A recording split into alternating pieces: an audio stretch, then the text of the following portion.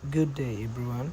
Based on the presentation, I learned that Chapter 1 is the foundation of the research. Mauni siya ang part where gipangita o unsa jud ang study nganong importante siya ug unsa nga problem ang gusto isolve sa researcher like nato.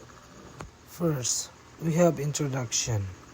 Diri gina-start ang discussion about problem, gina-explain kung unsay background sa study ug nganong na-interest ang researcher ani nga topic.